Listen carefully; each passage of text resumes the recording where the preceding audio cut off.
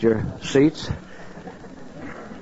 I'm Bob Van Antwerp moderating for this session, which I think will be a fine session for us. We have a great panel. As most of you know, to clarify, this is new and innovative idea session. I will introduce each one of our participants as they come to the microphone instead of taking the time to introduce them all at this time. I would also ask you that if you have a question, that you please use the microphones to ask the question, and if necessary, repeat the question if we do not hear it. Mainly, if any of you purchased tapes last year, recall sometimes there was questions asked, but it couldn't be heard what the question was, but you got the answer. And this does not help us. So we'd like to invite you at the end of each 10-minute presentation. We hope that you will at that time make some notes to ask all at one time instead of taking a segment of each one, because we may take too much time for questions and answers on one segment. So I request specifically that you write your questions down and have them available when we get to the question and answer period. I'd first like to lead off the session by introducing our first panelist by the name of Gloria Roth. Gloria has been calling approximately 30 years. She owns her own square dance campground for all these years, with the latter years with her husband Johnny. Gloria is the first and only woman to receive the Caller Coach Accreditation Certificate, and currently calls, and she says between 6 and 9 times a week, and that's a lot of times. She teaches callers during the winter, and from being one of her peers with Lee Helsel, Lee and I were two of the people who gave her oral interview for the Caller Coach, and I can specifically say we put her on the pan in many ways, but Gloria came through A1 in her responses.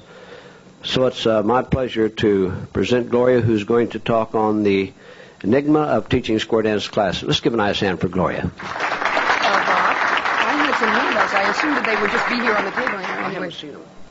Is there any way you could call upstairs, because they need that too? All right, I'll find out. All right, it's my handouts. All right, thank you, Bob, very much. We could say a few things about those orals that we took out in Los Angeles, because it was a thrilling experience, and none of you people have probably had the experience of being able to sit and just talk about what you know in square dancing, and it was a delightful experience, because that's what they wanted to find out, what I knew. What we're talking about this morning, Bob has gone up to get some handouts that you were supposed to have, and I assumed that they would be here, and I guess that's my neglect for not stopping at the office to make sure. Let's get into this a little bit. We call this a new and innovative idea, but it really isn't to me. When we start thinking about our teaching programs, we have a list that we all follow, and you all have that mainstream list. You know what it looks like because you use it yourselves. If you go back in time 30 years, that list was a lot shorter. Except for a few exceptions of moves that have been combined into families, that list is the way the calls were created. Let me say that again. The list started with our very simple things, and as new moves got used and then put down, they were just stuck on all of our lists, our own little list, because we didn't have a CALLERLAB then, at the bottom. And if you look back up until when CALLERLAB started, you could actually see that it was sort of a historic display of our different moves. Therefore, we assumed that was the order in which we should teach them. Now, to everything in life and in everything in the world, as far as scientifically, absolutely even in marriages, in every phase of life, in school systems and everything, in order to have the best possible results from what you're trying to get from, you must have some kind of order.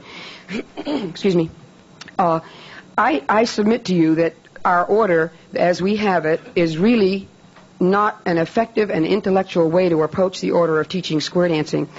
The charts that I was going to have you have, and I really feel bad, because I was going to have you use your pens, and I don't know how I can get along without that. Oh, you sent for them. All right, then let me just go on here. Most of you don't go to bed with another caller. Isn't that so? Yes, and for the first half of my calling life, for the first 15 years, neither did I.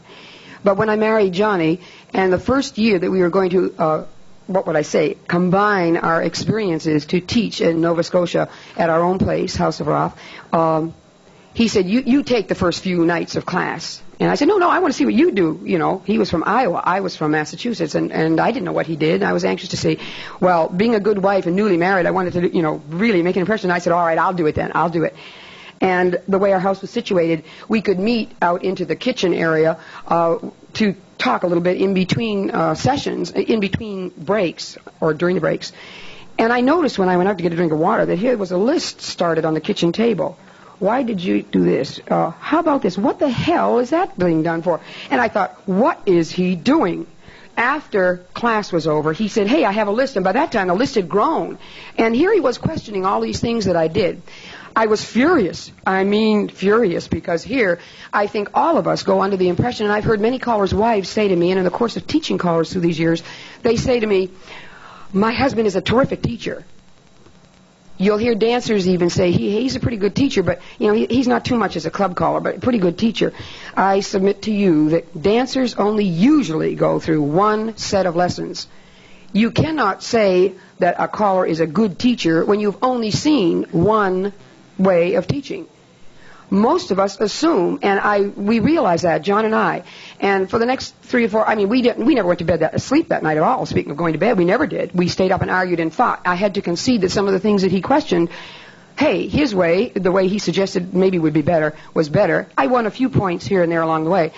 The next week, he said, I'm not going to do that this week. But son of a gun, I went out during the first break, and there was a little card. It was smaller.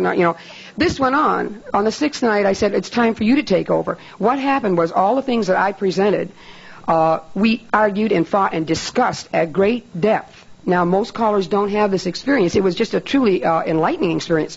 On the 6th night, when he was going to take over, I said to myself, I'm a good wife. Boy, well, I show him I think he's terrific. I won't say one single solitary word about it. Heck, he hadn't been on the microphone 5 minutes when I had my list started on the kitchen table. Well, I want you to know that what happened from that was a year of chaos in our minds because of the differences of opinion that just 2 of us had. If it were to happen with all of us, I'm sure we would get points where there would be a tremendous difference of opinion. Also, what happened from it was I got to be, and he got to be, much better at our teaching because we had to concede certain things. And boy, if we couldn't come up with a valid reason for using this particular move then and doing it and teaching it in a certain way, we really, had to concede that maybe the other guy's point of view was better. All right, so from that came, now, one of the things that I convinced John on, and it's this thing that we're going to have here, is that when we're talking about learning, and we can't go into the learning process here because I only have 10 minutes, but everything that we learn is either more difficult or less difficult than something else. In other words, nothing is always the same. You know that. You certainly know that circle left, because of their own experience background coming from the fact that they know what circle left is from the time they're children, is not near as difficult to teach. In fact, you don't really have to teach it. They already know it when they come, as something like a wheel and deal. There just is no comparison. Now, in all of our physical sports, and I say sports or recreational, there are certain things that are more difficult. If you are in gymnastics, there are certain moves that are more difficult to learn and to execute, and those moves require much more practice. Even in certain golf strokes or tennis strokes, the serve is more difficult than the forehand. In diving, you just name it. There is, in everything you learn that physically involves your body and intellectually involves your mind, some things are more difficult. And in some sports, they actually assign what they call a degree of difficulty. It's done on a point system. A degree of difficulty where something is much more difficult to learn. In my mind, having come up through the realm of being a judge for diving and having participated in gymnastics myself, I began unconsciously in the early years of calling to assign, in my mind, not a point system, but just that some things were harder and therefore needed more practice. And so I took some of the things from the tail end of the list and taught them very much earlier because I knew that they were going to require a lot more hours of dancing before they could respond to these particular moves. All right. I sent out forms to 15 callers, 14 of which, and by the way, I have to tell Dave Taylor he's the only one that didn't send his back. Would you believe that? Dave Taylor! I know you sent yours back. You even put some additional information. And on this, I asked, thinking that I was going to get a certain response, because John and I have finally come to some agreements on these things, and we are just 2. I wanted to get some, these are the callers I sent to, Al Brundage, Ron Schneider, Johnny LeClaire, Dave Taylor, Gordon Blum, Earl Johnson, Jim Mayo, Bob Fisk, Jerry Haig, Who is that? I can't read without my glasses. Oh, Martin Mallard from Canada. Bill Peters, Ernie Kinney, Van Antwerp, Ken Bauer, and Daryl Clendenin, trying to hit all parts of the country and even up into Canada, asking them to put down 4 moves in order of what they thought would take the moves that they thought it was the hardest for mainstream dancers to accomplish. I was astounded. It blew what I was going to do this morning completely apart because I was so sure that what John and I had argued and come to conclusions on and finally agreed on was going to be it. And here I come to find it doesn't work out that way at all. How many of you, or would any of you, dare to suggest think quickly, yeah? Okay, thank you. What move do you think it is hardest for square dancers to learn? And by learning, I mean able to respond the minute it's called to them. Would someone venture to give a guess for you? Turn through. I hear turn through. What did I hear over here? Wheel and deal I heard over here. A square through here. Wheel and deal. How many think wheel and deal? Would you believe? I mean, we never had, neither John nor I ever had any problem with this, getting dancers to learn it. But that was the one that all but 3 people put down as the most difficult. Wheel and deal. Yes. All right. Interesting enough. The one you mentioned, turn through, was another one. Of the ones that were listed, I really thought yours were very interesting. Your 4 were all alone.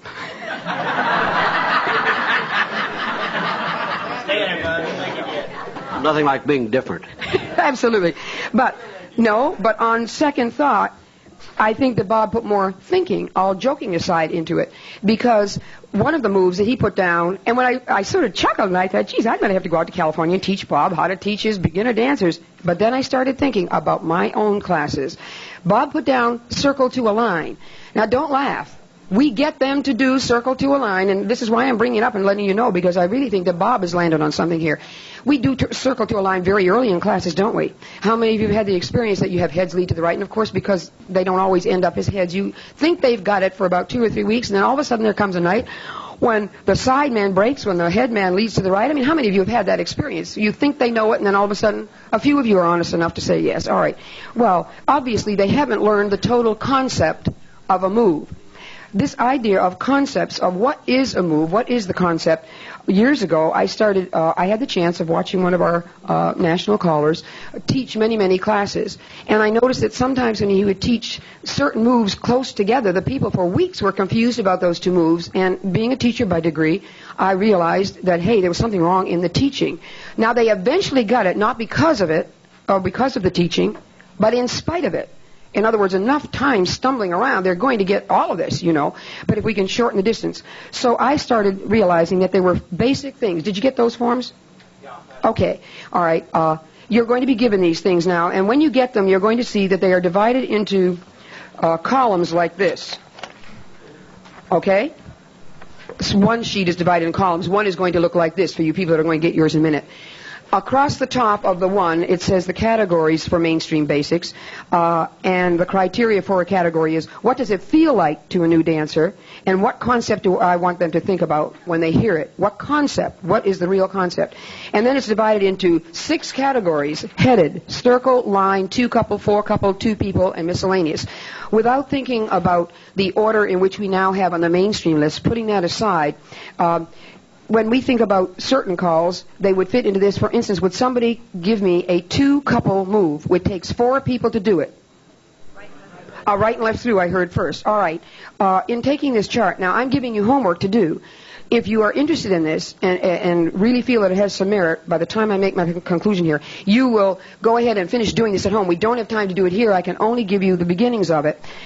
Divide the mainstream list into these categories. A lot of thinking has gone into it. I could hand it to you already done, and that would be baloney, because you are going to get a million things handed to you already done. This may be the only piece of homework that will make you think more deeply. Already I picked up a manual that's for sale over in our where the men have their booths, and discussed it at great length with one guy because he had 2 calls that were 2 people moves to be taught on his lesson plan on the very same night. Now, I submit to you, if you teach a boxinette and a turn through on the same night, you know what's going to happen. Would someone give me a 4-couple move? Grand square is one of them. double pass through, 8 chain through, spin chain through. All right, I'm glad you said that, Alamandar, and I'm not knocking you down, Bill. What I'd like just to point out to you is, what feeling do the dancers get? As a dancer yourself, when you're doing your Alamandars, what do you feel like in stars and dars? Circle, I heard it over here. You feel like it's a circle. All right, the dancers don't think in the same concept as they do the spin chain through or an 8 chain through. And by the way, if those two moves, 8 chain through and spin chain through, are taught within 10 weeks of each other, they will get them mixed up, really. Now, it's a new concept for most of you in this hall, unless you've been to one of my caller schools. It's a new concept for you to think about, hey, what are these moves and how do we divide them? All of the promenades would be 4 couple move. Well, if you say heads, it could be a 2 couple move. If you say all of you promenade, you could think 4 couple. But in reality, a dancer thinks circle. All right? Now, what's the... let's somebody give me a line move. Tag the line. Bend the line. A pass through from lines. A wheel and deal. All right. All right. In other words, in our line moves, we have a number. Our 2 couple moves, we mentioned right and left through. What's a couple of more 2 couple moves? Thank you. All right. I have 1 minute to conclude. Let me ask you. Let me say this. We haven't mentioned 2 people moves. Name a 2 people move. Box and that. All right. What I would like to have you do when you go home is fill these in the way you think. You might not hit the same categories that your neighbor next to you would do when he goes home or she goes home to do this. Do it. And then take a look at it when you're teaching. And do not use within 3 or 4 weeks anything from the same category close to something from the same category. The dancers you will find will be much better. And also, the last point is, don't, for goodness sakes, be afraid to take something from the tail end of our list. And I know that's like a renegade to say that because it says suggested list by CALLERLAB, but I take exception to it because I know the spin chain through, if it's done on lesson 6 or 7, by the time they graduate, they will respond to spin chain through like crazy instead of struggling for the next 6 months because they will have been dancing it for 6 months. So do a little bit of extra thinking and extra homework and try not to use those same calls within 3 weeks of each other. You can take and teach 6 different calls in one night. For the next 3 weeks, review those, and they will know them much quicker than if you just follow the order that we have there. That's all. Thanks, Gloria. Keep in mind that you still have opportunity to ask questions at the completion of all of our presentations. The next point that I think we're going to discuss, 2 gentlemen are going to do this, and it's new and innovative in many respects. I'm going to ask the first one, who will be Kip Garvey. Kip started calling in 1960, and if I believe correctly, Kip, you still have some material to pass out besides what you have here. Yes. And we will endeavor to notify you where we can get the additional material as soon as we find out where they are. Kip started calling in 1960. He moved from the East Coast to the West Coast a few years ago. Calls regularly for many clubs in California. All of this I made up because Kip didn't send me his background. So if there's anything that's wrong, well, it's too bad, you know. A lot of personal things I won't go into. He's elected member of the Board of Governors, records for the Rhythm Records, and at present is chairman of Advanced Committee. And Kip is going to discuss the use of microcomputers, money management, and the use of computers in the square dance business, all in 10 minutes. Kip? Am I wired over here? You're wired. Okay. Yes. How about that? If you picked up any local magazines, makes no difference what industry, you'll always read an article today about use of computers, microcomputers, but they've given me 10 minutes to condense it, and I think that was exceptional. There are going to be 2 of us to speak on this. I'm going to address the more mundane issue of what happens when we go out and buy a microcomputer, the kind that you see advertised at Radio Shack, that you see on the TV. Can we actually use this thing? Can I actually teach my husband how to use it without having him get upset with the hardware and end up in the classic situation where you see, I don't know if any of you have seen this or not, but I think the classic editorial on microprocessors is the man who's sitting on his desk like this, and you can't see from here on to the end of his arm, and he's talking to his computer representative, and he says, I really don't think that I've got the total idea yet. Maybe you can help me. And his consultant says, well, I think the first thing we ought to do is take your arm out of the screen. That's about the way it has been in the past, but I've got some good news for you, too. The microprocessor industry has become very, very simple in relation to what it has been just a scant 5 or 6 years ago, when the computer was still a monster in the sense that it was difficult to comprehend both the use of the computer and the applications to which we could use the computer. Now, let me just go over briefly what the microcomputer is. It is no big deal to understand what a microcomputer is. The microcomputer is just a simple, small, portable computer that uses a microprocessor as its basic brain to keep track of the things that go in and out of the computer. The microprocessor is a piece of silicon hardware. It's a chip. It's about 1.5 inches or 2 inches long by 3/4 of an inch wide, and that is the brain inside this piece of plastic and video screen that you buy for roughly $2,000, $3,000, $5,000, $7,000, depending on your setup. The basic processors come in 2 general classifications today. The one that we've been dealing with for the past 4 years and 5 years is called the 8-bit processor, which generally comes with a 64K memory. Does this all sound familiar for those of you who have gone shopping? And this type of hardware configuration is one that is very, very suitable for our applications from a personal standpoint in our business, namely square dancing. The latest generation of computer is a 16-bit processor, which is a much more technically advanced processor, which will do a whole lot more than the 8-bit processor, but might exceed our needs. In other words, it might be more than what we need in our applications in square dancing. So when you go out to buy a computer, you will hear such things as 8-bit versus 16-bit. What you really have to know is that you can probably get by with 64K of memory and an 8-bit processor. The reason that we say this is because big is not necessarily better when it comes to computer. When it comes to a computer, the answer to your question should be, can I do what I need to do with this piece of hardware? Will it do the job for me? And if the answer to that question is yes, then you are probably in the right track in selecting the necessary hardware.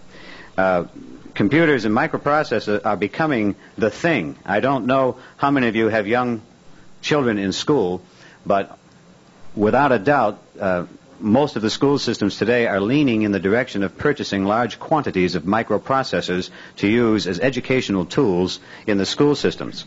And the truly amazing results for those of you who are involved in your educational systems is that the kids are really, really learning with these tools. It has had the amazing effect of having the absolute infinite patience that teachers sometimes lack. So that when the student keeps coming up with the wrong answer, the computer doesn't shake its head and roll its eyes around and say, "You dummy, I told you that 1,000,000 times." The computer simply says the same thing that it said the previous 900 times. "I'm sorry, your response is incorrect. Please re-enter your answer." And the child, is faced then with the confrontation that he has made an error and he must find the solution. And consequently, our young people today are coming up with solutions and learning. They are learning. I don't care what the category is, whether it's a language or mathematics or a scientific application. When they're involved with microprocessors, our children today are truly learning. And it's having amazing results, absolutely amazing results. The second important result with microprocessors in school is that we have seen that with people who are unafraid of hardware, who are unafraid to approach a keyboard, that a computer is very easy to operate. Just ask any of the students in school today who are using microprocessors. They have absolutely no fear. They bang on the keys and punch it away and push the buttons, and the red lights will flash, and sometimes the disk drive will kick on a red light and everything will go wrong. It doesn't make any difference to them. They just keep on plodding away. Whereas if you've ever walked into a computer store, one notable aspect with adults around computers is their hands are in their pockets. It is almost impossible. On their wallet, too. Right.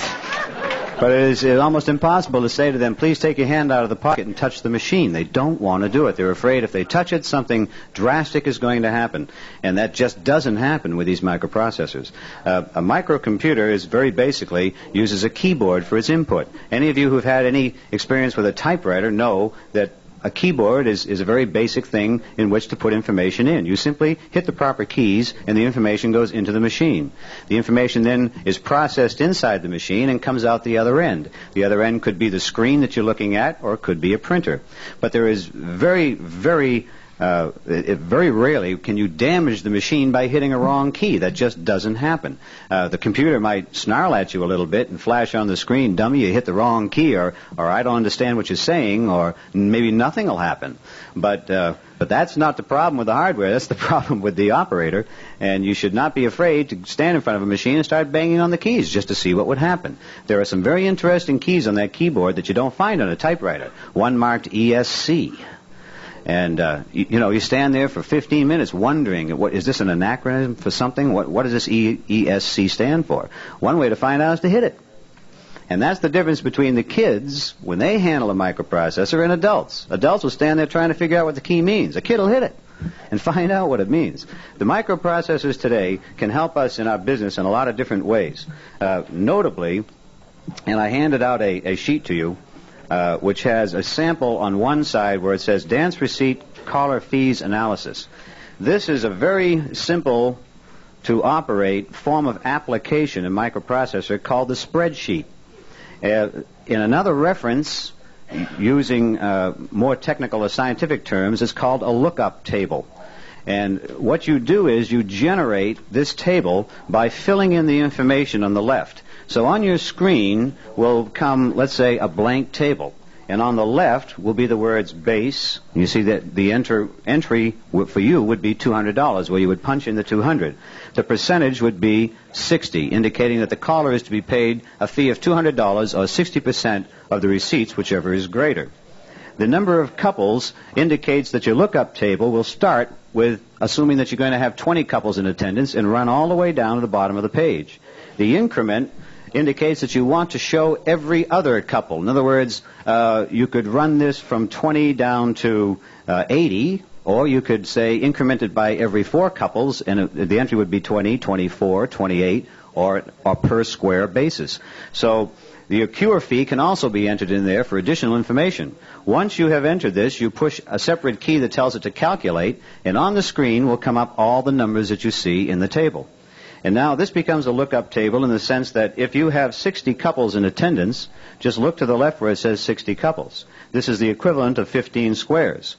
If each couple is truly paying $6 a couple, then you've generated $360 worth of income. Your caller base will be $200. The percentage, or 60% of the gross, would be $216. So if the caller is being paid as a percentage of gross, whichever is greater, the caller's actual fee would be $216.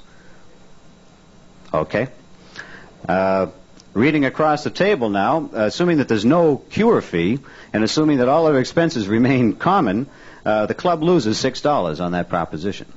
So right away you can say, well, this is very valuable. You just keep on plugging in different numbers here, and you as a club director or a caller who is interested in helping your club out can understand whether or not you can afford some national traveling callers or some area callers, or whether or not your hall capacity will justify an expensive caller or an expensive round dance cure, or how much your leeway is for expenses at a dance.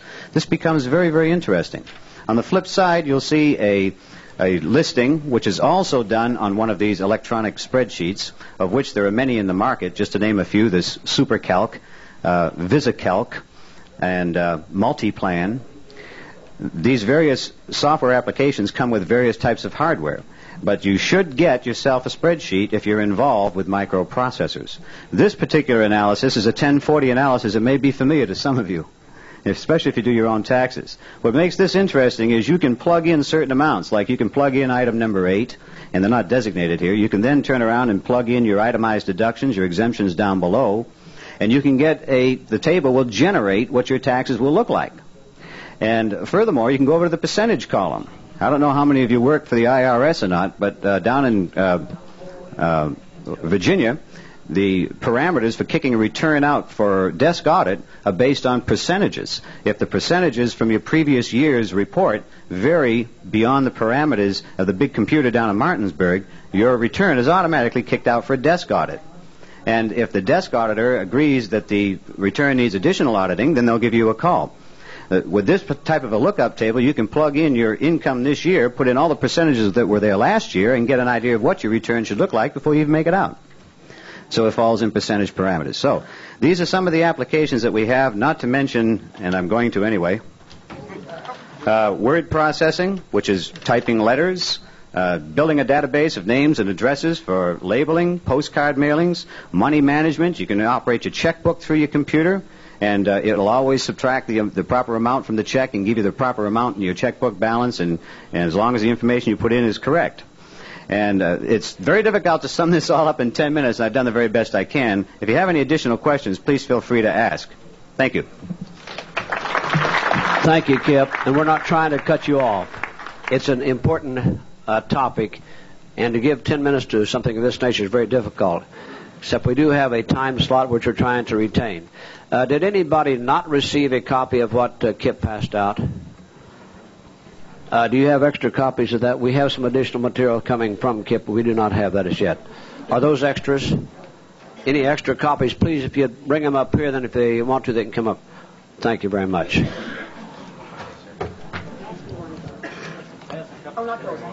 Now, these are not... This is not being used as a commercialized operation by talking about the computers. They're not selling computers up here. This is what I want to be sure that each of you know. Our next panelist, sometimes it makes it difficult to introduce a person when you know that I'd been calling 8 years before he was born. But I'm so pleased that we have youth in our organization. This caller is fairly new to the square dance movement, having started dance in 1974, started his calling career in 1976. He has taught beginners through the C4 classes. He is co-founder and works for Symbolics Computers in Massachusetts. He actually became interested in computers when he was in the 10th grade. He's going to tell us something on how computers relate to square dancing. My pleasure to introduce to you Clark Baker. Clark?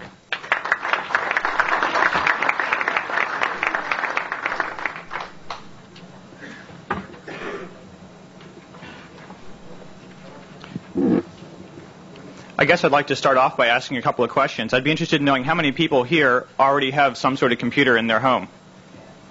Does that come as a surprise to anybody or not? Okay. How many people have access to a computer they can use for their own personal business at work? And of all you people who raised your hand either time, how many people have done something with that computer that relates to square dancing, either like what Kip was talking about or some choreography or who knows what? So that's already pretty good. I have a feeling those numbers are going to be growing. I've been working with computers for a while now. I've been doing lots of things that pertain to choreography and maybe some color analysis. I'd like to tell you a little bit about that. I don't have enough time in the 10 minutes to cover a lot of it. On the handout, which is 2 pages, so make sure you get both. I wish I had them printed back to back, but the copying people made a mistake. I give some of the applications that I'm aware of. I'm interested in keeping a list of what everyone's been doing with computers and square dancing. So if you have something, please get me at the convention, and I'll keep track of it. Going down the applications that I've seen briefly, everyone's heard of computer numbers. Well, some of those numbers were generated by computers. That's why they're called computer numbers. And some of the ways in which they're presented have been generated by computers. Some of that's helped. I have some programs that automatically generate danceable, flowing, resolved sequences at the mainstream through advanced levels. I did that a while ago, and I can give you more information on that if you need it. I have some tables that will help you resolve sequences no matter where you are, as long as you're in a nice formation like waves, columns, lines. You can just look it up, and the computer figured out the shortest way it knew home from there. And that was interesting. That one doesn't always flow, doesn't always have the proper use of hands. I have some automatically generated tables of zeros and equivalents. John Sobalski programmed the New England Square and Round Dance Convention, which has like 150 or so callers plus cuers and so forth. Having the computer help him figure out who's going to call in what slot and have enough time to get from hall to hall and what restrictions they have. I think any of the larger conventions could benefit from some computer help there. Most of the people who have done it by hand tells me, for example, if the convention's in April, they have to start in January, and it's just a mammoth task spending every weekend doing it. I have some preliminary work on caller analysis. I think I'll speak more on that today. Some other dancers have come up with some programs for dancer training. There's another guy, Pete Ellis, who isn't here this year but was last year, I believe, who is trying to make his Atari computer be able to make it so you can type in the number of the mainstream BASIC and it will move the checkers through it on the screen so you can watch it. He thinks that'd be useful to callers, maybe to dancers too. I've generated a permuted index of square dance calls. This has been what a permuted index is if you have a call like follow your neighbor, normally an index will list it under follow, and that's it, alphabetically. And the permuted index also lists it under neighbor. So every word in the call gets one entry for every word in the call in the index. So if you want to know what the word top means in square dancing, you can look under top, and you'll see tag the top, flip the top, spin the top, and all the other tops, shorty top, all that kind of stuff. And for people who are writing new movements and need to come up with names and want to make sure their name doesn't conflict with an already existing meaning, they can go look in this thing and see all the other calls that have that word in the name. So that's been useful. I have various databases, one of all the calls in existence in square dancing that I'm aware of, and with each call it has the author, the year written, what Burleson number it is, what level it is in CALLERLAB, and so forth. That's the database from which the permuted index is derived. And I've tried to keep this as up-to-date as I can by getting various note services and entering all that data into it. I believe some of that database was used when CALLERLAB had to come and create the years next to the mainstream list. Because, where do you find that information? Well, it's spread throughout note services. It's in Lloyd Lippmann's instant hash book for some of the older calls and so forth. There's a lot of surveys that have been going around lately. And I think the computer is excellent there. It can really tell you if the differences that you found are statistically significant or not, if the survey is prepared so that it can be entered into computer when you're done. It's not very good at analyzing long-handed written responses, and those are better just collected and having people look at them and read them. But if you're doing a large survey, I think that the computer is great for doing some survey analysis. Bill Davis uses it for doing call frequency analysis on the singing calls for producing his top 10 book. And also we mentioned word processing, address lists, calendars, accounting, spreadsheet type programs. And finally, there are some square dancers I know who communicate over various computer networks where I can send mail to John Sobalski, for example, and he'll get it within a day when he logs into his computer, and he can send a reply back to me. And there's other people like that. I think you'll see that kind of thing more in the future. Okay, that takes care of half the time. I guess that in the other half the time I'd like to tell you about one of those specific applications, and that's the one of caller analysis. An experiment that Jim Mayo, Don Beck, and I tried was to record callers calling mainstream through advanced level dances and to enter everything that they called into the computer and see what the computer could come up with in terms of various frequencies. So, as an example, I recorded a +1 dance. I typed in all the hash tip, not the singing calls. And if the guy says head square through 4, swing through, boys run, I just type in head square through 4 on one line, swing through on the next, boys run on the next. And then I said, take that whole dance and tell me how many head square through 4s there were and how many swing throughs there were, and so forth. And I guess the subtitle of this talk should have been, is 108 right and left throughs in a dance too many? Ends up the dance I talked about had 108 right and left throughs. That sounds like a lot to me. If you figure there's 8 sequences a tip and 8 tips to a dance, that'd be 64 if every sequence had 1. It'd be 128 if every sequence had 2. So it's like, almost 2 right and left throughs every sequence. Is that too many? Well, when I danced that dance, I didn't think so. So it just goes to show if you look at these raw numbers, you don't know how to interpret them. Yet. Right. Now, if I looked at the numbers from 20 good callers, each calling 5 dances, and all of them used around 100 right and left throughs, I'd know that that's good. And if you use 200, I'd know that's bad because you're using too many. Now, there's some other ways to break down the numbers, and probably one of the more interesting ways is, let's say we take the sequence head square through 4, swing through, boys run, and we change it and have the computer mechanically do this, so it says head square through 4 and swing through, that's on one line, and then swing through and boys runs on the next, and then boys run and wheel and deals on the next. So we put every pair of calls together, and we run the same old analysis through that. Then what we'll find is we'll find out how many times the guy called boys run, wheel and deal. And we'll find out how many times he called boys run, couple circulate. And if we sort that by the first call, the boys run or whatever, then we can see all the calls that he uses after a boys run. If we sort it by the second call, then we will see how many things he uses before, for example, a wheel and deal. What calls does he use before a wheel and deal? Well, sometimes it's boys run, sometimes it's couple circulate. If you find that he's always calling, if you look before, for example, split circulate, and you discover that preceding each split circulate is a curly Q, maybe there's a place for more variety. Maybe there's a good reason why he doesn't use variety there, but maybe there is an opportunity for some variety. And finally, if you sort it by frequency, you'll see that the guy calls an awful lot of Allman lefts and right and left grands, and that Allman left followed by right and left grand. Presumably that's a good thing. That's what you'd expect. If you look at the calls that precede Allman left, you can see whether he resolves in the same way. Is it always square through 3 Allman left or pass through Allman left? Or does he sometimes do a cross trail through or something different? Preceding the promenade home, maybe there's some occurrences of right and left grands. So he has some right and left grands maybe without Allman lefts, or maybe there's a promenade home preceded by a wheel or by a veer to the right, for example. He might have a veer to the right in promenade home. That'd be kind of creative. I've also analyzed the length of the sequences within the tip, the lengths of the tip. Does he start the calls with a very short sequence, which everyone's pretty sure of getting, and finish in the same way? So those are some of the things I've done with caller analysis. I have more detailed explanations on all of this, and I have a much longer handout than the one you have. If you're interested, I believe I have the Brandywine C room at 5 p.m. today, and I'll bring the larger handout and go into more explanation. And I'd also like to talk to people and find out what they've been doing and keep track of that kind of stuff. Thank you very much.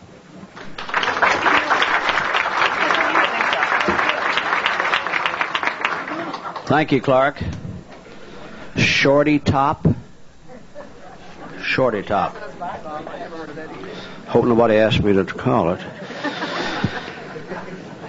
Our next member of the panel, and I just realized this morning, started calling the same time that Kip did, 1960. He's a member of the Executive Committee of CALLERLAB, member of the Board of Governors, better and well known for his leadership and ownership of Red Boot Records. Does many traveling junkets, calling and directing his Red Boot boys. Has classes and clubs locally in addition to recording regularly. He's a soft-spoken individual who is strong for CALLERLAB, and I can attest to this. And I can also attest to the fact, from being his roommate, that he doesn't snore too loudly. His topic is retaining dancers. Let's give a nice hand to Don Williamson. Don?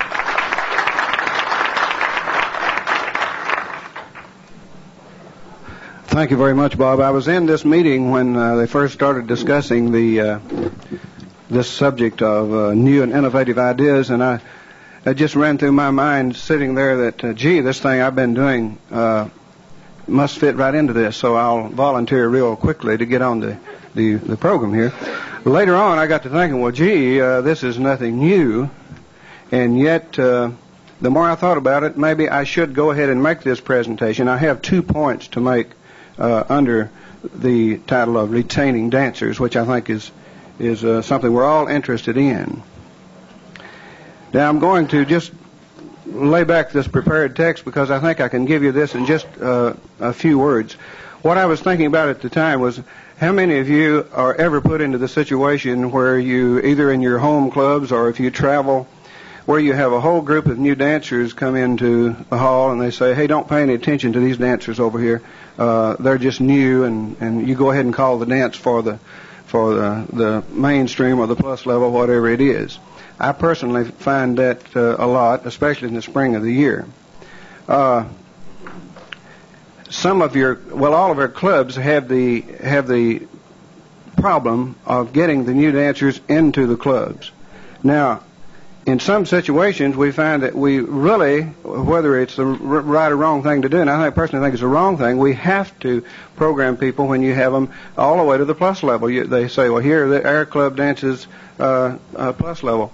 Well, we got these new dancers. There are no other clubs around, and that's just the way it is. You're hired to call. And whether you agree with that in philosophy or not, which I do not, what I'm going to give you, I don't really think is the best way, as I said earlier, but I think it is one way. I started doing this in my personal 2 clubs I can think of, and a few guest tips I had at other places, or guest dances, of alternating tips. Now, I know that you've all had this group say, hey, let's raise your level a little bit, or this one over here say, hey, gee, that's too hard for them. You're always caught in this situation of what am I going to do? And I think a lot.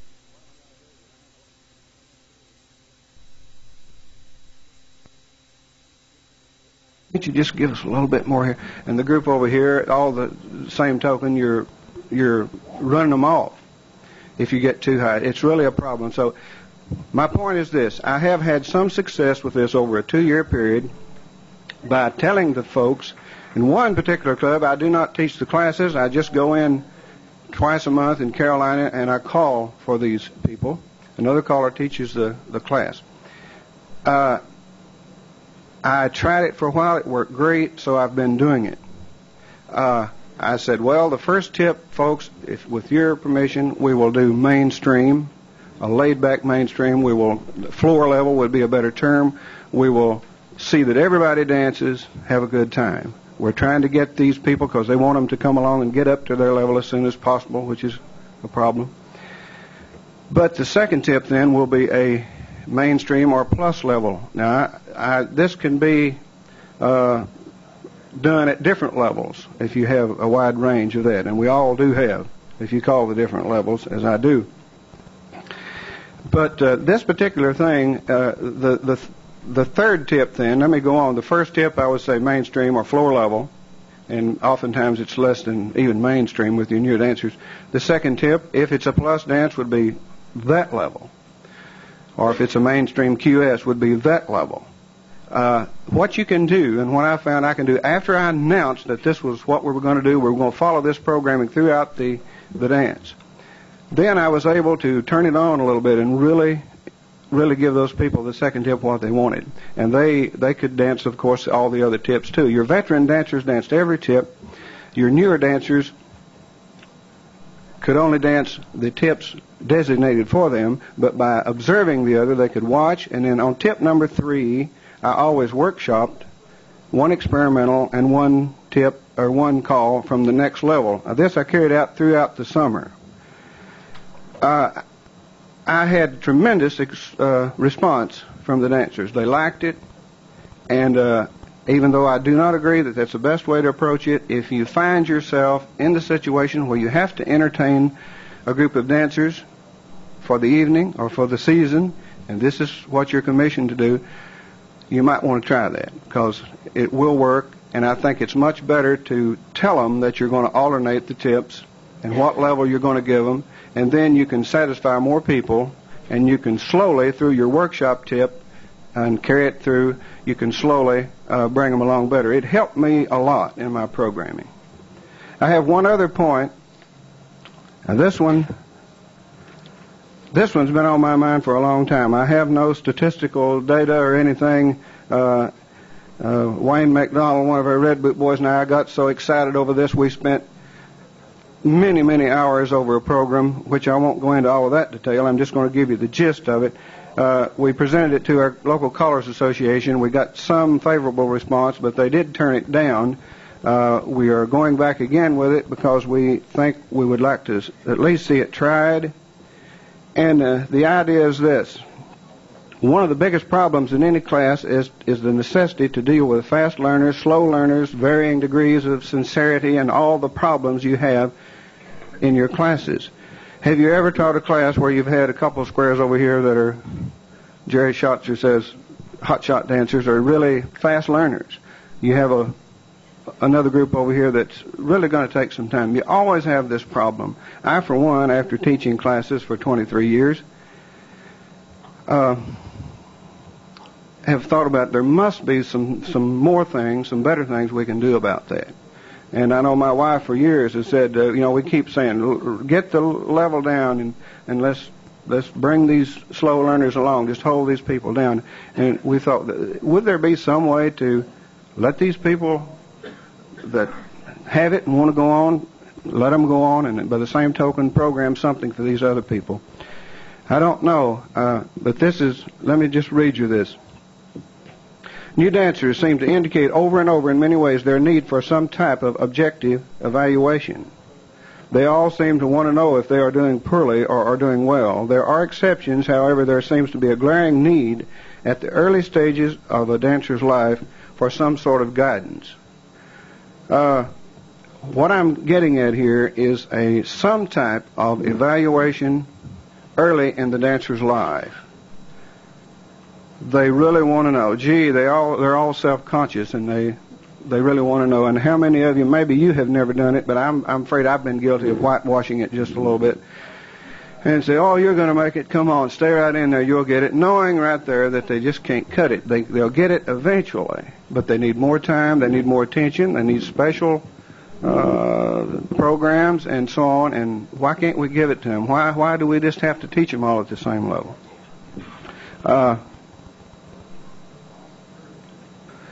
I submit that there needs to be some kind of evaluation, maybe performance and or written at the early stages during class. The truthful results could be interpreted to the dancers as a form of guidance.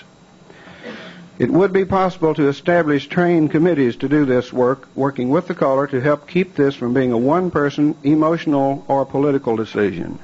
It might be in order for someone or some group from way across town to help with the evaluating. I realize this would be a difficult thing to do. However, if entire associations and organizations, maybe even CALLERLAB itself, would come up with such a program, and if it was explained thoroughly to the dancers as they enter class, I believe it might provide a solid tool for better guidance of these dancers in the early stages. I believe it would help them make better decisions as to how fast they should move into the different programs. We wouldn't tell them they couldn't enter any program. Certainly you wouldn't do that. But they would be better equipped with the knowledge and the ability that they have, not whitewashed, to make their own decisions. I think it's unfair to some of the dancers the way many of us approach it. They want to know, let's help them and let's guide them at that stage. Now you say, okay, you tell them where they stand. You only got the next plateau. What can you do? Okay, in addition, to make this work, I feel that there would need to be some more attention, strong attention, given to, let's say you were having your basic 48 or whatever it is now, say you were going to give this evaluation along then. I think you would need to provide situations where they could dance and get the training and attention with just as much attention, thank you, as the plus level or the advanced level or the challenge level. This is what I found in some areas, that we just simply don't give them the special dances and so on that they get and the special attention. Everything that comes to town is a plus level or so on. I'm really elated to hear several saying that the mainstream QS groups around the country is growing. I think this is terrific, and I too have seen some of that. Okay, thank you for your attention. I hope you have gained something from it. Thank you, Don. Don't forget, keep your questions ready, because we will have approximately 25-30 minutes for questions and answers at the conclusion. I'm so pleased that so many of you are remaining here, except the three that are walking out right now. And Al Brundage is one of them. Bye, Al. Our next speaker is a retired Air Force colonel, has been calling and teaching actively for 33 years, mainly in eastern Canada, New England, and mid-Atlantic states, with the support of his wife, Lou. He has produced and directed 60 square and round dance vacations. Also, he publishes the Cotillion Courier for 6 years. He's currently active in the Virginia, Maryland, and Washington, D.C. areas. It's nice to have somebody that's about my age up here. Let's welcome Decko Deck, and his talk is going to be Year-Round Recruitment of Dancers. Decko Deck. Thank you, Bob. You notice I don't have anything in my hands. Would you get the stuff out of your hands and put it down under your chair just right now for just a little bit? Let's talk about something besides head stuff. Just put it down under your chair. Get rid of anything in your hands.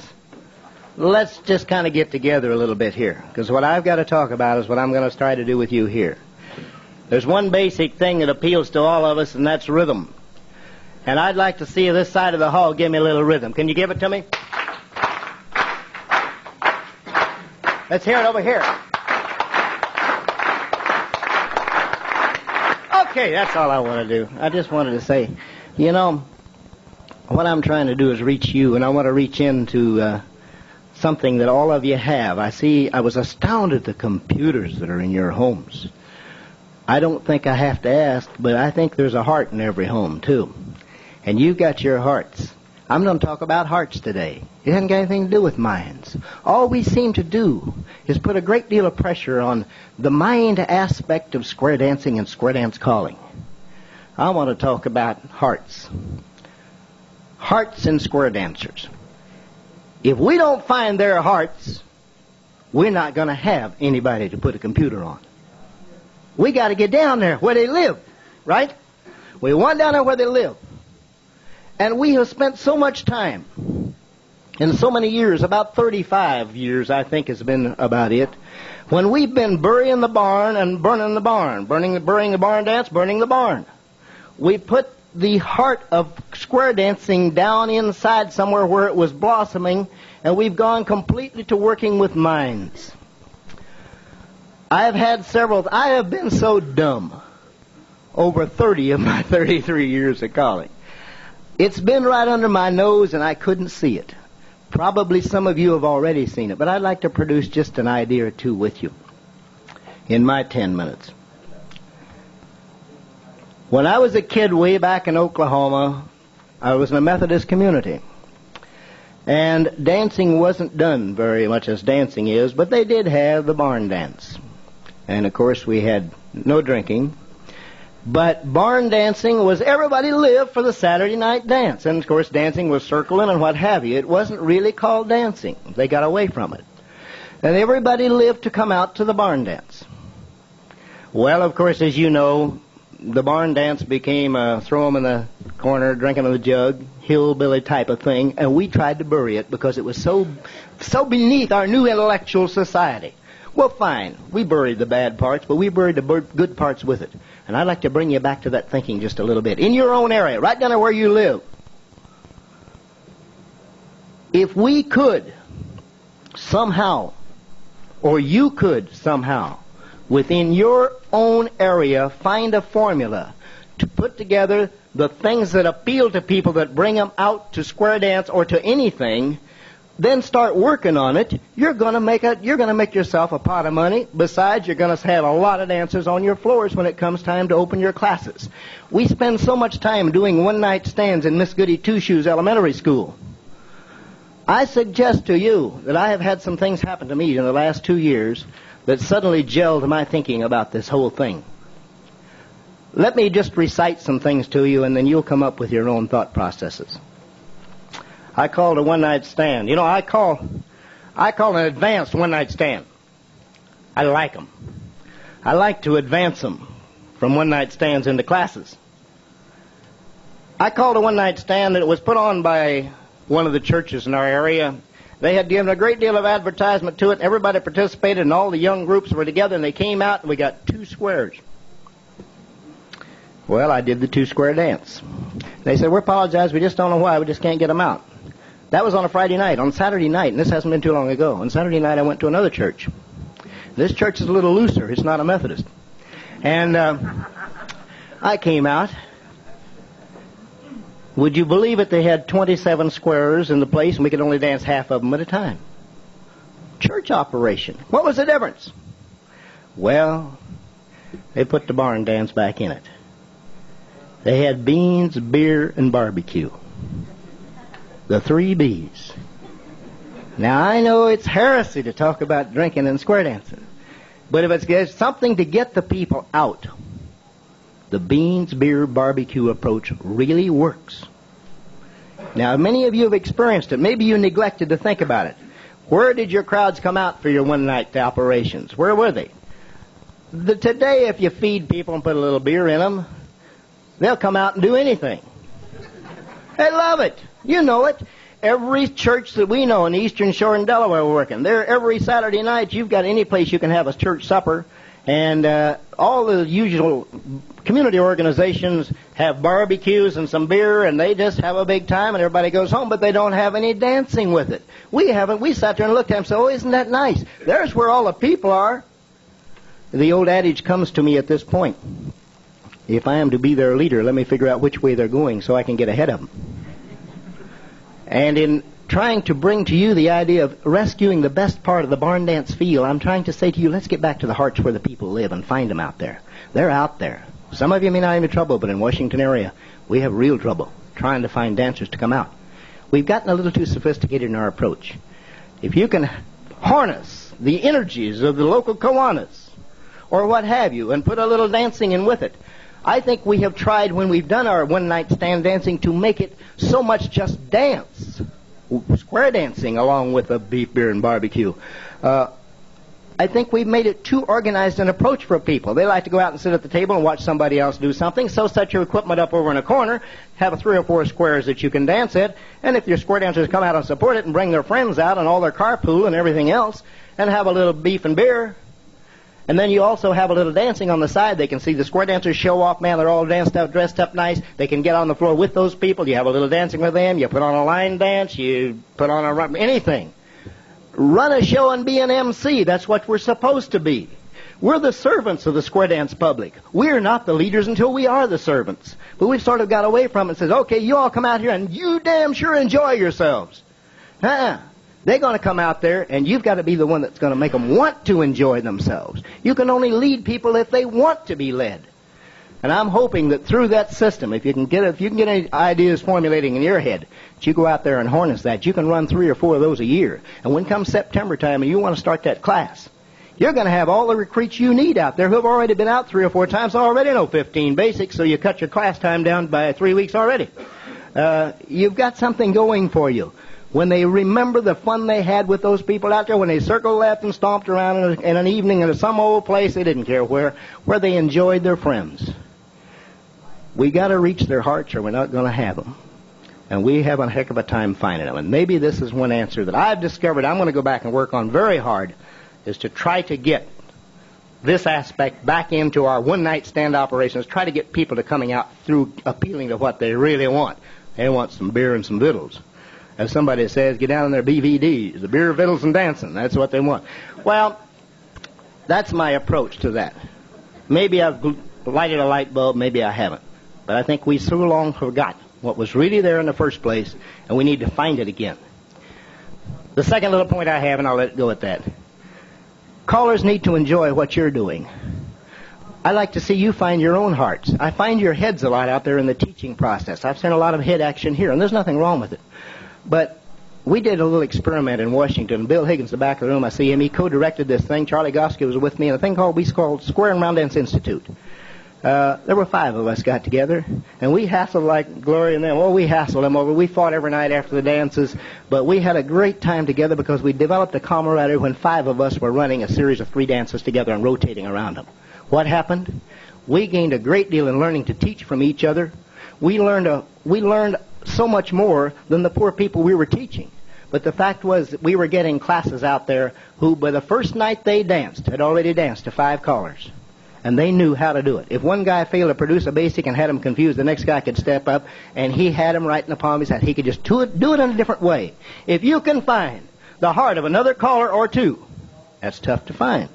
But if you can find a guy or 2 that you can work with, that you'd like to work with, and you can combine your processes. I don't care how. Either you go to each other's classes and intermingle or whatever you do. Multi-caller teaching is a great answer to dancer happiness. They come out there far less frustrated. They have had more fun. And you, when you've not been calling, have been out on the floor and been able to get around and find their hearts and be there with them. That's my approach. Let's get back to some hearts, and there's a couple of ways I think we might do it. Thank you very much, Bob.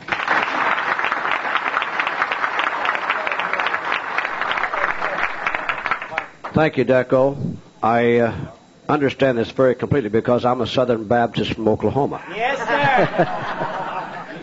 Did you have something, Kip, you say? Clark volunteered his use of his computer for those one-night stand programs. Oh, Clark has volunteered his computer for one-night stands. Well. You can't even play a gun bucket, remember? Now, this is your time. As you ask your questions, if you will, please stand at the mic. Give us your name, and if you will, where you're from. We'd like to know. Ask your question and direct your question to one of the panelists here. Now, we have, at the present time, we have about 25 minutes of which to conclude this session, which is at 12 o'clock noon. And before we start this, be sure that your question is prepared so we can understand it. Do we have any questions now that would like to start? Would you please use a microphone? You can use this one. You're so close. This is addressed to Clark and Kip. Do you have any programs that you've... Name? Andy says Elk Ridge, Maryland. Thank you, Andy. Do you have any programs that you've already got set up for your listing that you have here? Do you have anything that you can feed into a computer?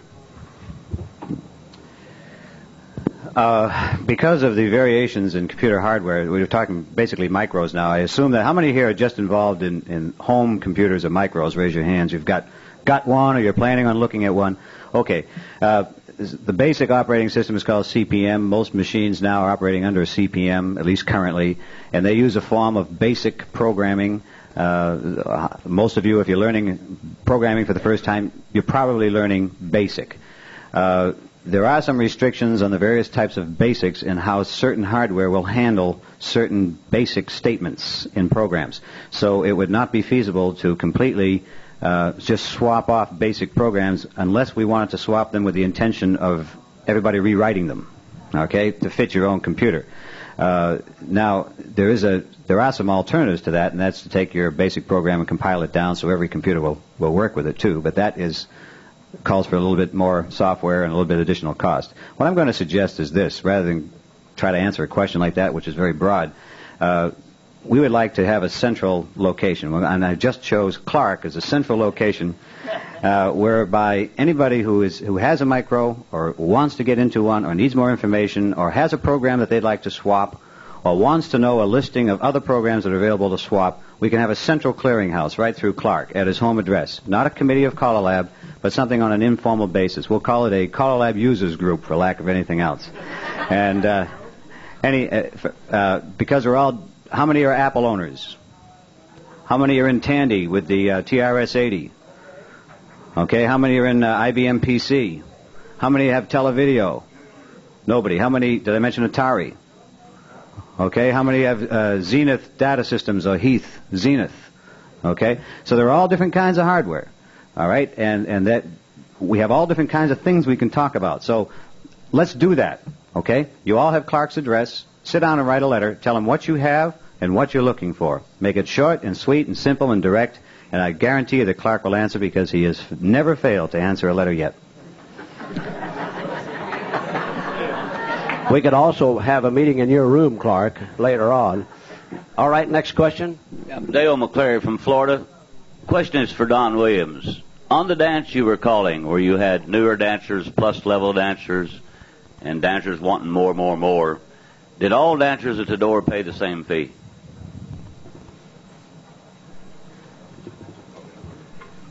Yes, they did. Is this not isolation and separation of dancers at a square dance? Well, it perhaps is. As I say, I'm not so sure that I think it's the best method, but in my situation, it did work, and they were aware of the situation, and it carried on throughout a whole season. It wasn't just a one-time thing, so they were aware. It was probably 80-90% of the same dancers all the time, very few visitors. I tried that one time in the state of Florida, and it caused me more problems than I could correct in 6 months. Right quick. Thank you. That's it. Yeah. They were told in advance and asked if they would like to try it. They said yes, and overwhelmingly they loved it, and it worked. You have to know it. You have to tell them. You have to tell them which tip. You can't just sort of guess at it like I had done previously. But systematically that way, and knowing exactly what tip they were going to get it, and so on and so forth, it was excellent. I even did this at one festival and got by with it pretty well. As I say, I'm not saying it's the best, but it's one way that can work if you have to do something. Next person to ask a question is the one who did not respond to Gloria. Mr. Dave Taylor, chairman of the board. I didn't respond to her, what? We shall not get into that, Dave. As what she said when she took me to the airport. You remember what you said? Would you like to tell him? Please carry on. We All don't right. have too much time. Dave Taylor, Naperville, Illinois. I'd like to address my question to either Clark or Kip, but I can't see him. So, Bob, would you remove this pillar?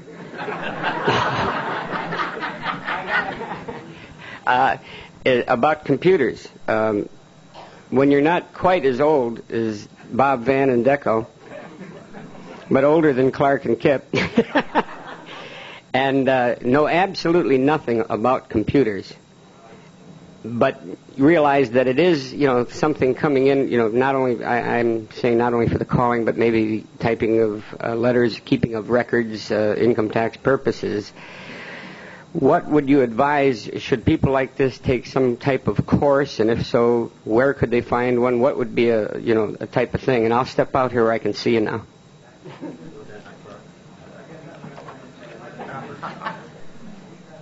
Clark Baker going to answer it.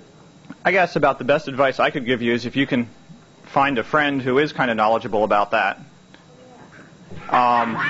If I were going to buy something, I'd want to buy something that I know someone else had, that I know he already does what he wants with it, and he thinks I can do what I want with it, and if I have questions, I can go find him. There certainly are a lot more adult education courses and stuff like that in local colleges. And so forth. But I guess that before I went out and sunk, somewhere between $1,000 and $5,000 on a computer, I'd want to make sure it can really do what I want. And that kind of decision is tough to know. There's tons of different computers out there. They all run different software. They all claim they have word processing. But, is it really going to answer your letters? Can it do your mailing list and so forth? So that's one approach. Another approach, which my father adopted, was to buy the cheapest thing he could find, and figured he's only going to use this for a year or two, but he's going to learn how to program, and he's going to try doing stuff. And he's already put a little bit of stocks on it and stuff like that. And I guess I've been impressed that he went out and did that all by himself. And he's been buying some books and learning some stuff in his free time. And someday he'll go out and buy a bigger computer. Okay? So you're saying that's just as valuable as taking a course? I think so. I think if you buy a small computer, they come with pretty good manuals. You might be able to learn some stuff there in your home without much of a problem. Thank you very much. Thank you. Next question. Carl Brandt from Fort Wayne, Indiana. I'd like to address my question to Gloria. Is it possible that the Caller Lab could establish a committee of some sort to go into the teaching progression and possibly why we would teach that? I know some years ago I had a real sharp gal come to me in my class and said, Mr. Brandt, you really have me confused. And I said, on what? She says, you've been teaching so many throughs, pass through, turn through, swing through, right and left through. She says, I'm confused, so I've been spacing my throughs out now throughout my class. I don't teach them all in the same night, but it's on the list, and I think all of us have a tendency to follow that list because it's been established, and we don't want to deviate because we're going to allow something up. But I think we ought to have something like you're suggesting and have some input, various ways to go about it. All right, Carl. One of the things, if you read your written program, not the yellow sheet and the green sheet, but the printed program, said that from these sessions, from this session, might come some future, which it already has on the computers, and I'm glad you suggested it because I would like to see them go into the progression in depth in future, and maybe make it the sessions that we go to, and everybody has input into it because, something has to be done about that to ease this thing for the dancers. So, Bob, you're going to take that back to your board, that they would like to have some more on teaching progression. Next question. Evan Pauley from Dallas, Texas. I'd like to direct my question to either Clark Baker or Kip, most likely Clark. All right. I am the president of a computer company. I write computer software for small businesses. And I'd like to know if either of you have written or had cause to run across a caller that is physically using a very portable small computer like there are on the market, physically on stage while they're calling. Believe it or not. I guess that neither of us are aware of any right now. Is there? Shortest answer on record. Does anybody know of any? You do? Oh, no wonder you asked that question. All right, thank you very much. Next question. Ed Palin from Scappoose, Oregon. My question is directed at Don, and I was wondering what he does with the hot shots after you evaluate the class or whatever during a class. You got the slow learners and the hot shots. How do you...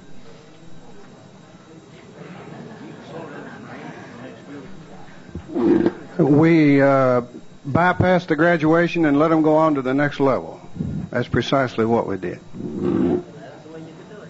Thank you. Dave, who's the man behind you? I'd like to have him speak first since you've already spoken once. Besides that, I'm bigger than he is. Name again, please. My name's Bob Green. I'm from Camden, South Carolina. And directing your question to? I'd like to address my question to the gentleman from Dallas that has the computer company. I'd like to know if he thinks there might be a market for computer programs for square dancers and square dance callers. I'd be terrifically interested in having programs that would help me do choreography and the things that Clark described that apparently he's doing for himself and is not. Maybe this question is to Clark. Let me interrupt and say we'd like to have you address it to the panel because we do not want to get into a commercial advertising scheme here. Oh, okay. Clark, could either one of you handle it? The programs that you're written, are you interested in marketing those?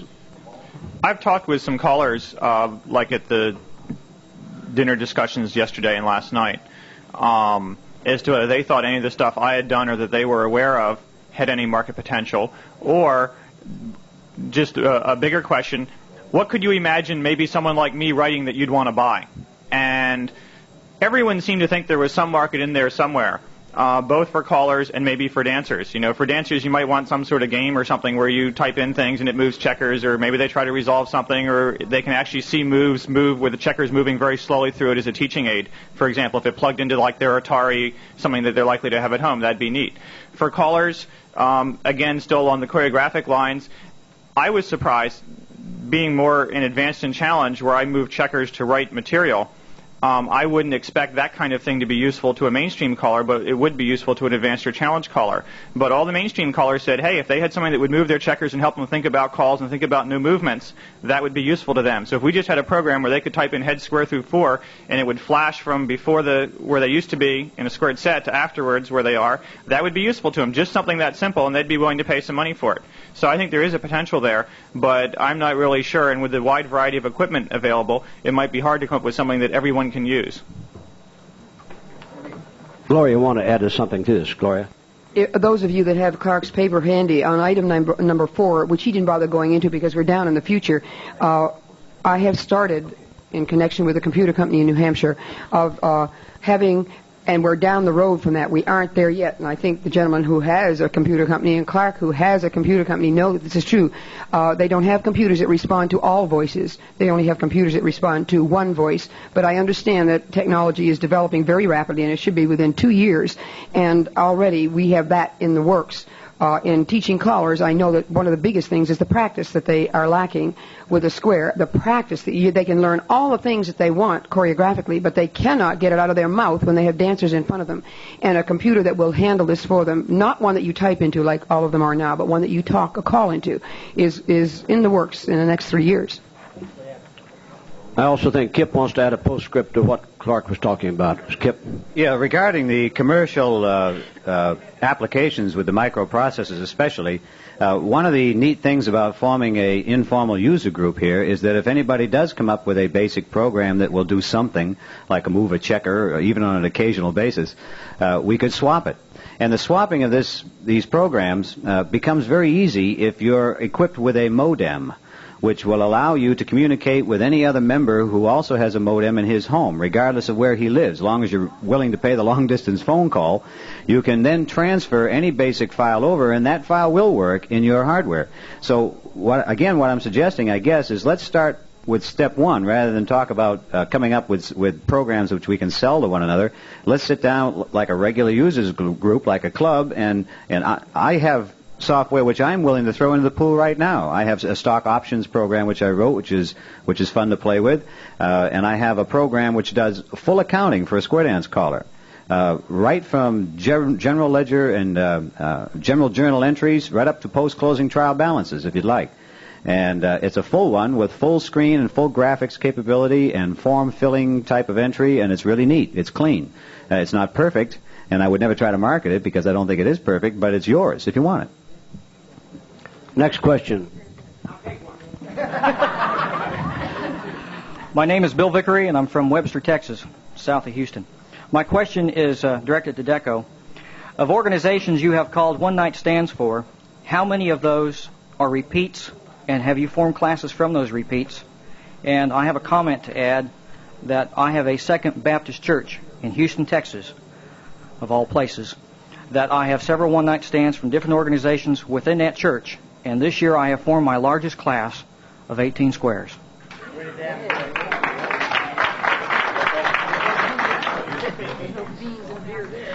Your answer is yes. Law, yes. Everybody that does a one-night stand tries to get what he can out of it. I'm hoping that through some of the ideas, I thought I'd been forgotten. You know, I thought maybe we over in Social Security, these computers are running me right out of the wall here today.